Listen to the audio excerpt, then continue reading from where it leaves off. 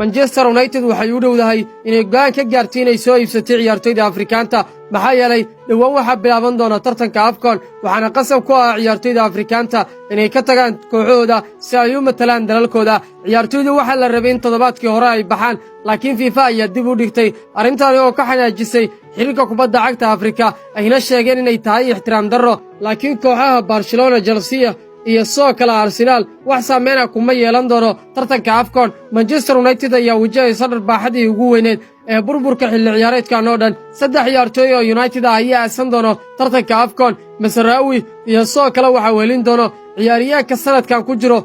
waqtigiisii ugu wacnaayeen Mbumo waxa kale oo weelin doono Ahmed Daylo Manchester United waxay u aragtaa in ka tagidii ciyaartoydan ay u tahay dhibaato weyn xilligan marka ay timaado kaalmaha ay hiigsanayso si walba United waxay u dhowdahay ayaa leeyahay mar kale ciyaartoy Afrikaan ah inaysan soo iibsan Afrikana waa qaarad iska yara waalan maxaa yeelay xilliyada horyaalku ugu macyihiin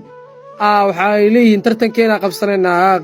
qaaradeen markii la kala nasanaa waa nasanayaan ay tartan ma rabaan laakiin markii horyaalka loo dagaalamaya go' lagu dhahaa